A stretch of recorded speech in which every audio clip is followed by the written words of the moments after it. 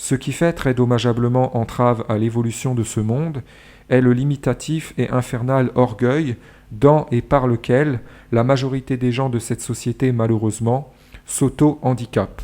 Cet orgueil qui est surestime de leur personne, qui est prétention d'avoir beaucoup plus raison qu'ils ne l'ont en vérité, qui est prétention outrecuidante d'être beaucoup plus évolués, beaucoup plus moraux et beaucoup plus intelligents qu'ils ne le sont en vérité, est cette turpitude à laquelle on se heurte systématiquement dès qu'on tente de les moraliser. Cette démarche de moralisation, de responsabilisation que l'on entreprend sainement auprès de ces gens, passant premièrement par les conscientiser au sujet de leurs fautes, de leurs torts, de leurs erreurs de jugement, de leurs convictions erronées, on se heurte alors d'emblée, avant même de pouvoir leur proposer ce qui est correctif, ce qui permettrait de les rendre plus sages, on se heurte tout de suite à leur déni. Au lieu de reconnaître humblement leurs torts qu'on leur démontre alors, preuve à l'appui, ils s'obstinent à contre-évidence à les nier, à rester dans leur mythe de raison, et je dirais dans leur mythe d'irréprochabilité, en se drapant dans leur orgueil. Donc par cela, ils s'auto-handicapent, on pourrait dire même qu'ils s'auto-sabotent, ils se font en fin de compte matons de leur propre prison. Matons d'eux-mêmes, dans leur propre prison, ils s'auto-emprisonnent par cet orgueil, s'auto-condamnent à ne pas évoluer. Car pour évoluer, il faut bien évidemment reconnaître ses erreurs. Ne pas reconnaître ses erreurs, être dans ce déni auquel ils procèdent déraisonnablement, et je dirais même en régressiste, est la meilleure façon de se condamner, de s'auto-condamner à les réitérer. Donc c'est la meilleure façon de stagner, et même pire, de régresser finalement. Donc à chaque fois, au lieu de réagir humblement en reconnaissant leurs torts, il n'y a pourtant pas de mal à ça, c'est même le signe d'une grandeur d'âme et tout ce qu'il y a de plus sain que de reconnaître ses erreurs et sur cette base de se corriger, c'est ça l'esprit évolutif. Eux, au lieu de faire ça, aux antipodes de ça, ils se drapent puérilement dans leur orgueil et prétendent qu'ils ont raison. Ils réagissent systématiquement en recourant aux mensonges pour s'auto-persuader et pour persuader les gens qui sont présents qu'ils ont eu raison, en fin de compte, dans leur tort, qu'ils ont raison dans leur tort, qu'ils n'ont pas fauté, qu'il y a une autre explication qui fait qu'ils n'ont pas eu si tort que ça. Quand ils ont du mal à nier, ils commencent par dire qu'ils n'ont pas fait si mal que ça, et in fine, pour mettre en évidence l'idée qu'ils n'ont rien à se reprocher, toujours pour essayer en même temps de se donner bonne conscience et de faire comme s'ils n'avaient pas fauté. C'est du négationnisme de leur propre faute, et par opiniâtreté, par obstination, à rester dans leur mythe de raison absolue, d'irréprochabilité immuable, permanente. Voyez ? Donc, par cette obstination qui est très puérile, ils s'auto-condamnent, ils s'auto-handicapent dans cet orgueil, et là-dedans, ils se retrouvent à sombrer dans un ultra-subjectivisme qu'ils essaient alors d'objectiviser. C'est pour ça que l'on constate qu'il y a ce phénomène qui est omniprésent dans cette société, qui est majoritairement formé de prisonniers de leur orgueil, de la sorte. On constate ce phénomène d'inversion, d'objectivisme et de subjectivisme. Ces gens s'employant à faire usurper l'objectivisme, autrement dit la raison, par le subjectivisme, leur subjectivisme. Ils vont faire comme si être subjectif, c'était être objectif, et comme si finalement c'était leur esprit qui créait la réalité. D'ailleurs, c'est très à la mode, avec notamment ces vulgates New Age, qui tentent de décomplexer les gens dans cet ultra-subjectivisme qui confine presque au solipsisme. Et nous avons aussi, peut-être même encore plus nombreux, ces gens qui se croient d'ailleurs aux antipodes de ces New Ageux, mais qui finalement sont foncièrement similaires, qui vont carrément, quant à eux, jusqu'à diviniser leur subjectivisme, en prétendant que leur conception erronée, subjective du bien et du mal, de la vérité sont celles de Dieu. Voilà, ce qui leur permet de faire passer alors les personnes qui n'y sont pas alignées, qui ne les adoptent pas, qui refusent de les considérer comme détenteurs de la raison absolue, pour des satanistes. Ça, c'est très tendance aussi. Voilà, ils ont chacun leur méthode pour sublimer leur subjectivisme, pour essayer de faire passer leur tort pour la raison, avec un grand R. Donc certains vont dire qu'ils ont été contactés par des êtres qui viennent d'autres dimensions, qu'ils ont eu des révélations alors, et que ceci légitimerait leur prétention d'être très évolués et d'avoir raison. Vous voyez, on a des gens aussi qui, via l'imposture du spiritisme, vont prétendre qu'ils ont contacté des esprits désincarnés, qui leur auraient divulgué des vérités depuis l'au-delà, une façon de faire passer leurs idées pour des idées vraies, indiscutablement justes, puisqu'elles émaneraient de l'au-delà. Ils ont chacun leur méthode. En tout cas, le but, c'est toujours de faire passer des convictions erronées qui les arrangent, qui finalement sont de nature à les maintenir dans cette fuite, à leur faciliter, si je puis dire, la fuite de la réalité, dans laquelle il y a leur tort qu'ils ne veulent pas reconnaître, pour juste. Ils veulent toujours faire passer des versions qui sont de nature à démentir le plus possible leur tort, qui relèvent de l'inversion de la réalité de ces torts, pour les versions justes et pour les seules admissibles. C'est pour ça que lorsque l'on contredit ces versions, qui sont en fait des versions de couverture, ils veulent, ce sont des espèces de boucliers.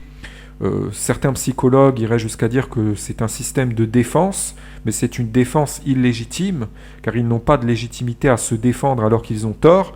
Donc c'est un système de défense illégitime, turpide. C'est pour ça que lorsqu'on les contredit, ils crisent autant. C'est pour ça qu'ils font montre d'une telle hyper-susceptibilité. Car en fin de compte, leur ego peut être très vite froissé, et ils essaient de se protéger contre la critique morale, via ces versions selon lesquelles ils sont parfaits, selon lesquelles ils sont génialissimes. Et quand ils les défendent, quand ils soutiennent ces versions, on voit que ça sonne faux. Ça relève comme du discours, c'est du discours inversé à des fins d'auto-persuasion. Vous le sentez quand ils disent le contraire de la réalité et qu'ils prétendent en être sûrs là, avec leur prétention d'avoir raison. Vous voyez que ça sonne faux, c'est très, très laid. Il y a quelque chose, si vous êtes assez sensible, si vous ressentez bien, vous verrez que c'est très faux. On sent qu'ils essaient de s'auto-persuader. D'ailleurs, souvent, ils répètent de façon assez suspecte. Donc, c'est comme s'ils avaient besoin de se répéter ça fréquemment pour se convaincre que c'était ces versions qui les arrangent, ces histoires qui se racontent à eux-mêmes et qu'ils racontent aux autres à leur propre sujet. Et au sujet de la morale aussi et de beaucoup de choses, ces versions-là, comme si c'était ces versions-là qui étaient justes. Voilà, ils ont besoin de s'auto-persuader de ça dans cette fuite de la réalité, parce qu'il y a des réalités qui les dérangent et qu'ils cherchent à scotomiser, c'est-à-dire à ôter de leur conscience, à ostraciser de leur conscience. Donc quand nous, en tant que personnes moralistes, soucieuses de vérité et de justice, on pointe du doigt leur tort, qu'on les y confronte, ils ne le supportent pas, car on les ramène à la réalité qu'ils veulent fuir. Ils ne supportent pas nos argumentaires, et les preuves qu'on avance, les preuves de leur tort, de leur déraison, ou même de la déraison de gens qui dénotent les mêmes fautes qu'eux, les mêmes défauts qu'eux. Ils ne le supportent pas parce que ces argumentaires finalement apportent des preuves qui leur rendent la fuite de la réalité de leur tort difficile. Voilà. Donc là, ils crisent et là, ils peuvent faire montre d'une grande violence, que ce soit psychologique ou carrément en violence physique, parfois même les deux, en symbiose. Donc c'est vraiment, il y a des gens qui deviennent totalement hystériques. Et moins ils peuvent fuir cette réalité de leur tort, et plus ils deviennent hystériques. Plus ils ont l'assurance de pouvoir fuir cette réalité, de ne pas y être confrontés, et plus ils se sentent soulagés, et plus ils sont dans une allégresse qui finalement est une allégresse laide, car elle est jubilation, délectation, d'arriver finalement à se réfugier dans le mensonge, un mensonge qui leur est confortable. Et aujourd'hui, beaucoup de gens passent la plupart de leur vie à baigner dans ce mensonge, à se complaire dans ce mensonge, tout en jouant les gens honnêtes, les gens pro-vérité, les réalistes, les objectivistes. Donc ça, c'est vraiment gerbant. Parce que souvent, ces gens-là, là-dedans, forcément, ils usurpent le statut de gens honnêtes, de gens vraiment en phase avec la réalité, de gens humbles aussi, qui poursuivent un cheminement et qui évolue, etc. Donc ça, c'est très à la mode, notamment avec leur pseudo-développement personnel. Et pendant ce temps-là, les gens qui sont vraiment humbles, vraiment honnêtes, vraiment dans une souciance d'évoluer, d'être en phase avec le vrai, passent pour des gens malhonnêtes, passent pour ce qu'ils sont eux. Donc ça, c'est très dérangeant, il y a une grande injustice là-dedans, il y a une horrible inversion des rôles, et toute personne vraiment soucieuse de justice et vraiment honnête ne peut pas cautionner ça, ne peut pas participer à ça, ne peut pas applaudir ces gens dans ce mensonge, ne peut pas être complice avec eux dans cette malhonnêteté.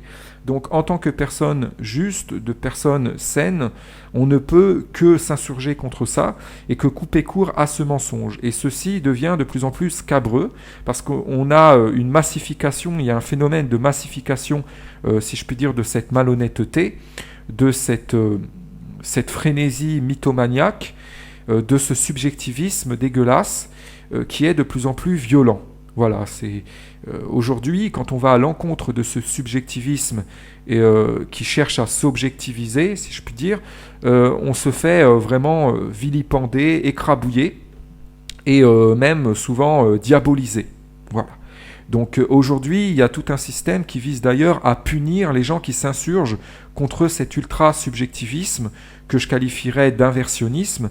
C'est un subjectivisme par inversion de la réalité, donc auquel recourent ces gens qui, pour ne pas voir qu'ils sont bas, qu'ils ont démérité, qu'ils se sont trompés sur beaucoup de choses, qui, ne voulant pas voir la réalité en face, se réfugient dans le mensonge par l'inversion. Pourquoi ? Parce que inverser la réalité, c'est la meilleure façon de la fuir.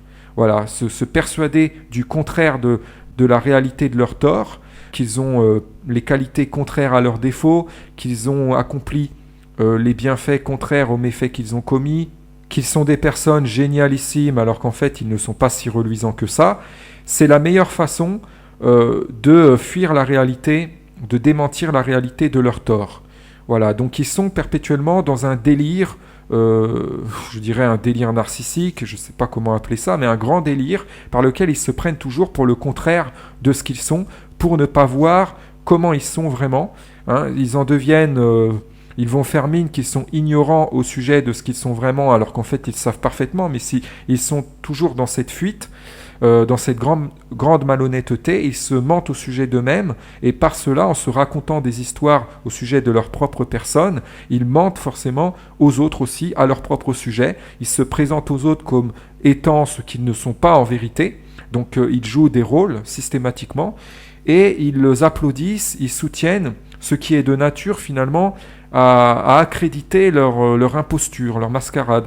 Si par exemple il y a des propagandes médiatiques qui sont de nature à faire croire que être médiocre c'est être génial, ils vont soutenir parce que ça rentre dans leur délire, ça rentre dans leur jeu. Vous voyez, donc d'où aussi ce soutien, cette ardeur de la part de cette masse qu'ils forment dans le soutien de ces propagandes et de ces impostures, de ces faussaires aussi. Vous voyez, tout ce qui sublime la médiocrité, le pourri, ça va dans leur sens.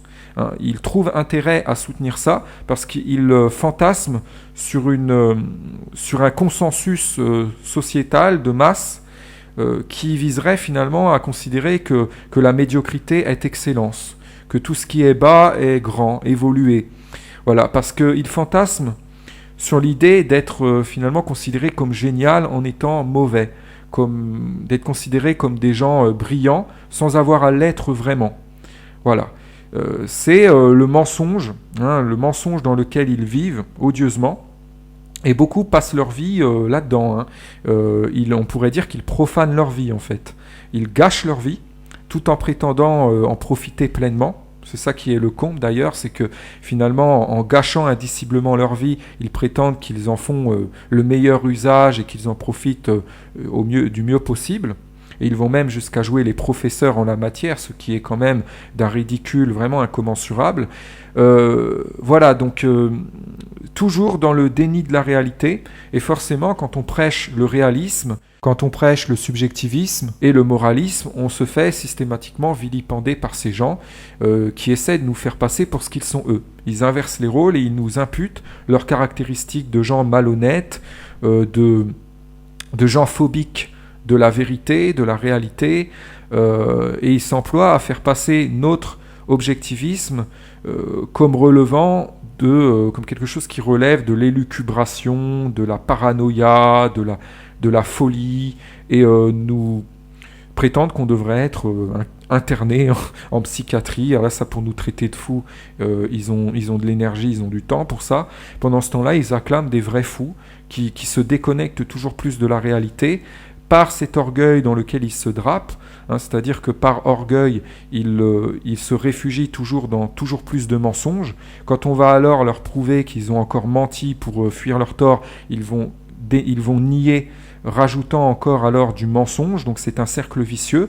Ils se retrouvent in fine avec un lot considérable de mensonges qu'ils n'arrivent même plus à gérer. Ils ont tout un tas de versions contradictoires, c'est-à-dire que leurs versions de couverture, par lesquelles donc ils fuient la réalité, se contredisent, certaines se contredisent, et donc eux-mêmes en fait ils s'auto-ridiculisent et ils s'empêtrent, ils s'enferment.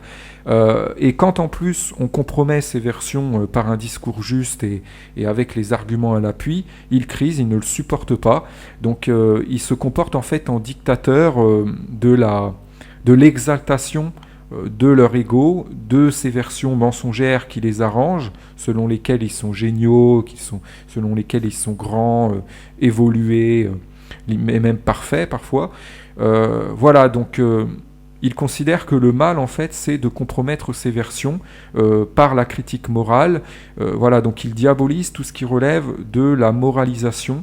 Voilà, donc c'est pour ça qu'on a ce culte immonde de la détestation massive de la morale, de tout ce qui est assagissant, tout ce qui fait évoluer, tout ce qui est démystifiant aussi.